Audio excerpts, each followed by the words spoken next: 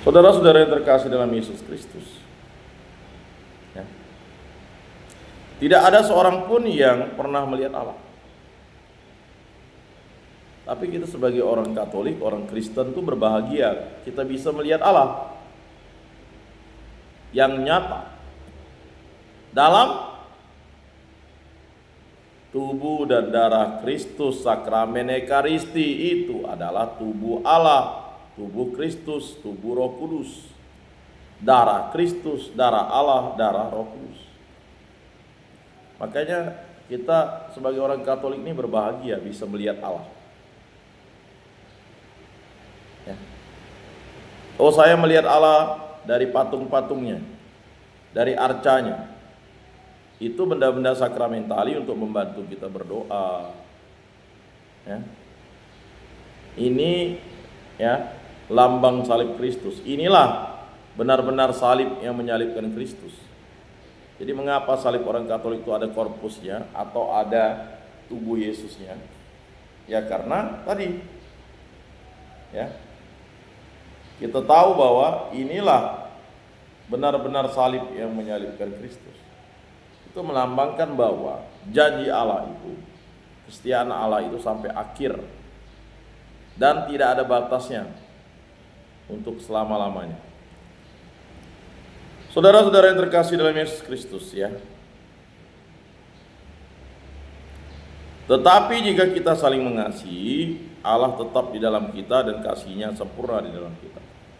Nah, itu adalah suatu nasihat yang baik yang diberikan Rasul Yohanes kepada kita.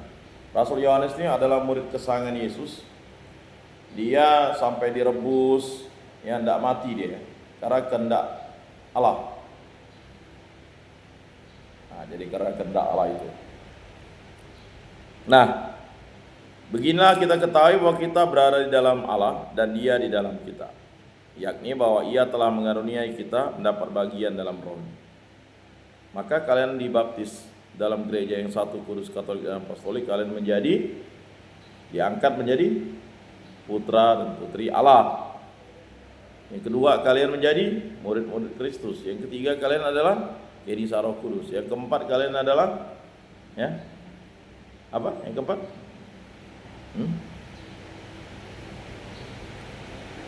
Menjadi ciptaan baru. Selanjutnya yang kelima, inilah honor dari Allah. Bonus dari Allah, yaitu kita memperoleh karunia keselamatan. Nama kita dicatat di surga. Nama ya, baru nama. Paham ya? Kalau kita tidak bisa mempertahankan nama baik itu, akhirnya nanti nama kita bisa dihapus dalam kitab kehidupan. Tetapi bukan Allah yang menghapus, diri kita sendiri yang menghapus. Kita tidak mau tunduk kepada Allah, kita tidak mau setia kepada Allah, kita tidak mau mengikuti Allah, kita tidak mau tunduk kepada Kristus, kita tidak mengikuti Kristus. Ya, kita tidak tunduk kepada Roh Kudus, kita tidak mengikuti Roh Kudus, dan kita tidak melakukan perbuatan-perbuatan kasih atau perbuatan-perbuatan Roh Kudus. Nah, itu. Jadi saudara-saudara yang terkasih dalam Yesus Kristus ya,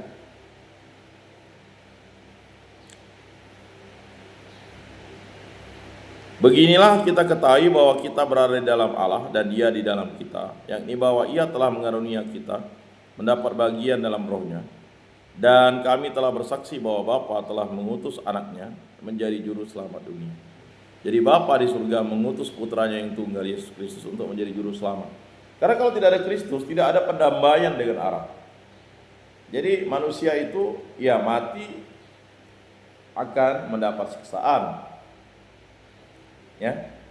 Tetapi dengan adanya pendamaian oleh Kristus, kita kembali dapat memperoleh karunia keselamatan. Akibat dosa kita itu, kita menjadi tersesat. Nah, itu.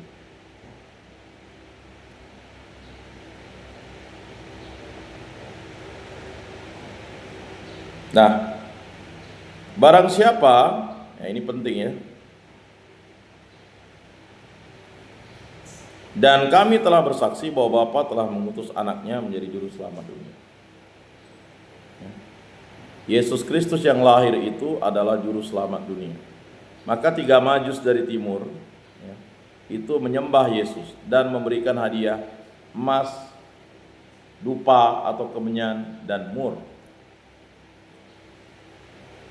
Ya. Melchior atau Meltion, Baltasar, dan Gaspar. 3 raja, ya, ahli perbintangan. Kalau zaman dulu saja dia tahu Yesus lahir dan dia harus menyembahnya, apalagi kita. Sudah sepantas dan selayaknya kita merayakan perayaan Natal dengan baik dan benar. Itu.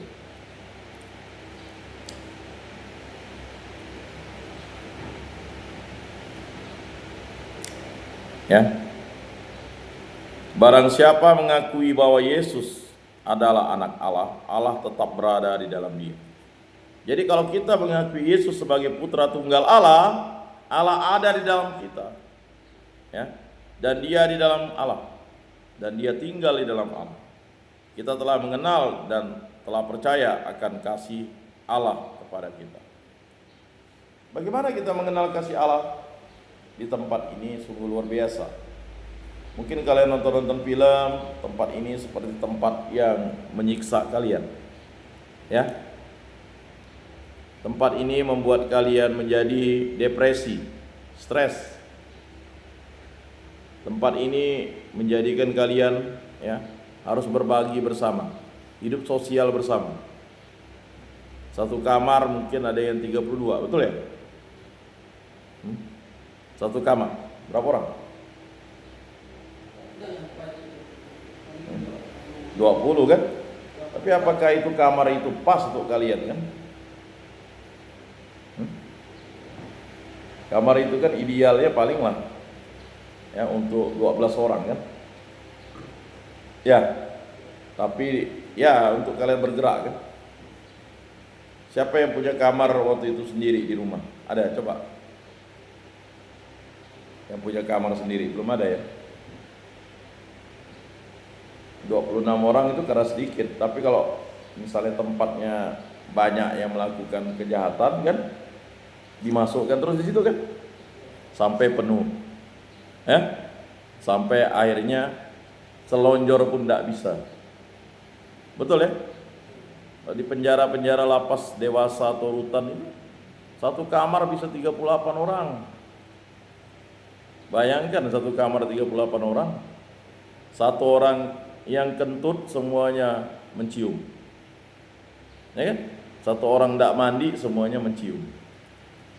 Nah kalau kalian kan masih ada pancengnya lah, atau tempat tidurnya kan, masih agak luas lah. Ya semoga banyak yang tidak masuk di tempat ini. Kalau banyak yang masuk, akibatnya apa? Penuh sesak. Ya, betul. Di kamarmu berapa orang?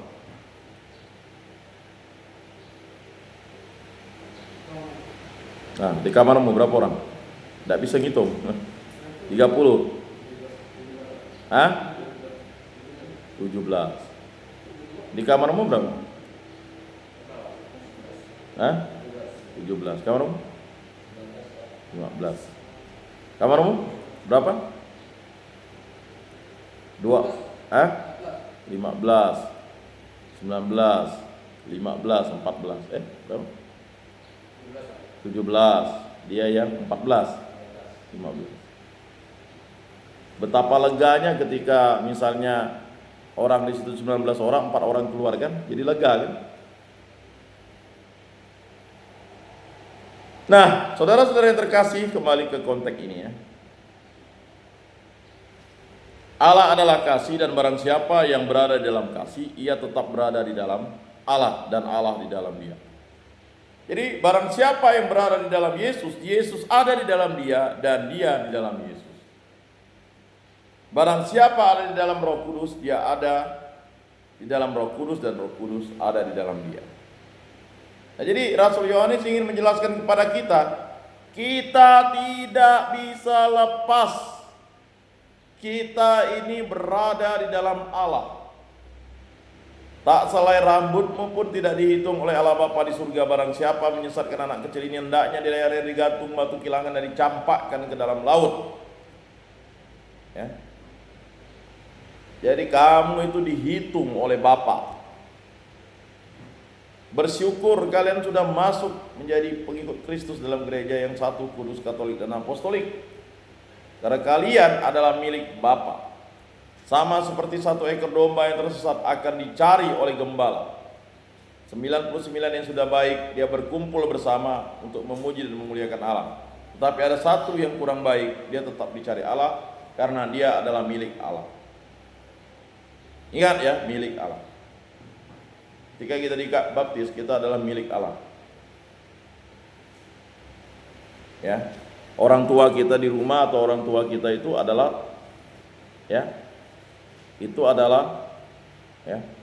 malaikat yang dikirim Allah untuk kita, supaya membesarkan kita, menyekolahkan kita, bahkan mengawinkan kita, bahkan mencarikan kita rumah dan sebagainya.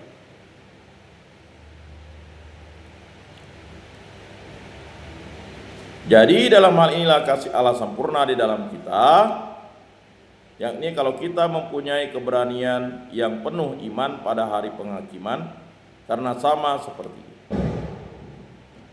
Hari penghakiman itu pasti terjadi. Siapa yang akan menghakimi kita? Yesus Kristus.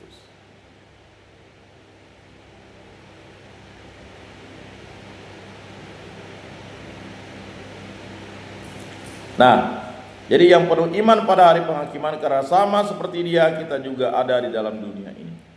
Jadi Yesus berada di dalam dunia ini. Peristiwa Natal itu atau Natus, peristiwa kedatangan atau kelahiran itu, mewujudkan janji Allah yang begitu sempurna. Mesias, sang juru selamat. Maka Yohanes bilang sang juru selamat. Ya, Mesias itu sang juru selamat. Yesus sendiri artinya Allah menyelamatkan. Nah, itu penting untuk kita sadari dan kita pahami, ya.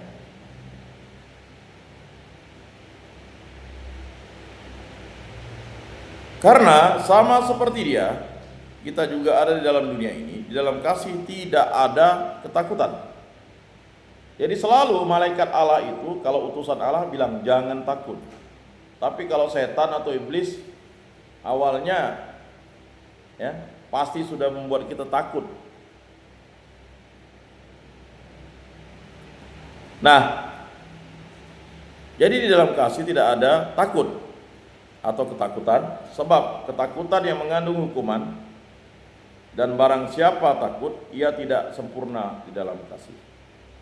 Jadi kalau kita takut berdoa, takut baca kitab suci, berarti kita tidak sempurna di dalam kasih. Paham ya? Jadi kita harus rajin dan taat gitu. Selanjutnya dalam Mazmur tanggapan, segala bangsa di bumi ya Tuhan sujud menyembah kepadamu. Jadi kita wajib menyembah kepada Tuhan. Maka kita dipanggil setiap minggu datang ke gereja. Ya, kalau nanti udah di luar sana, jangan pernah tidak melawan kantuk itu, tidak melawan itu, karena memang setan itu mengirimkan hal-hal ngantuk, membuat kita terlena. Sudahlah, minggu depan ya sembahyang, karena minggu ini kan ada acara televisi yang bagus, nonton sepak bola. Sudahlah, ya, tidak perlu sembahyang lagi, ya, karena kemarin pun Tuhan Allah tidak marah dengan kamu, ya kan? Sudahlah, tidak perlu sembahyang lagi atau misa lagi, karena Tuhan Allah mencintai kamu. Jadi setan atau iblis itu memutarbalikkan fakta. Udah 4 minggu, ya kan? Udahlah, kalian tidak perlu menerima sakramen Ekaristi itu. Jadi kalian bergumul terus dengan diri kalian. Sudahlah, jangan berdoa Bapa kami. Sudahlah, jangan doa Salam Maria. Sudahlah, jangan doa kemuliaan. Kalau kalian tidak melawan, kalian akan tersesat. Ini penting ya, jelas ya. Ya Allah, ya berikanlah hukum-Mu kepada raja dan keadilan-Mu kepada putra raja. Kiranya ia mengadili umat-Mu dengan keadilan dan menghakimi orang-orang-Mu yang tertindas dengan hukum. Jadi Mazmur ingin mengatakan bahwa keadilan itu berasal dari Allah. Jadi Mazmur ini ingin anugerah, atau pemazmur ini ingin mengatakan ada anugerah kepada raja dan putra raja, supaya dia menjadi hakim yang baik. Ya.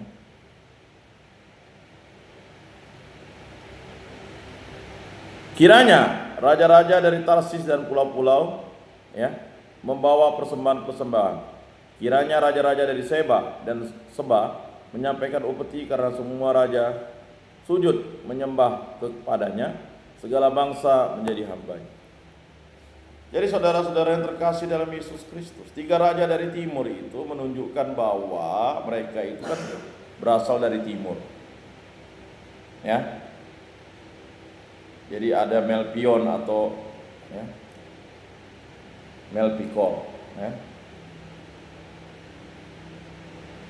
ada Baltasar, kemudian ada Gaspar. Mereka orang dari timur yang luar biasa. Mereka berjalan terus untuk mencari bintang itu. Di mana bintang itu? Menunjukkan bahwa Mesias hadir. Sebab ia akan melepaskan orang miskin yang berteriak minta tolong, ia akan membebaskan orang tertindas. Jadi kalian itu harus terus pertolongan kita dalam nama Tuhan yang menjadikan langit dan bumi. Ya. Karena Allah itu mendengarkan teriakan orang miskin. Ya. Jadi orang miskin yang minta tolong itu dilepaskan dari segala kesengsaraan. Ia akan membebaskan orang tertindas dan orang yang tidak punya penolong. Di tempat ini bisa jadi kalian tak punya penolong. Kalian sendiri di kamar, dibully, diolok. Tetapi ingat, penolong kalian adalah Tuhan.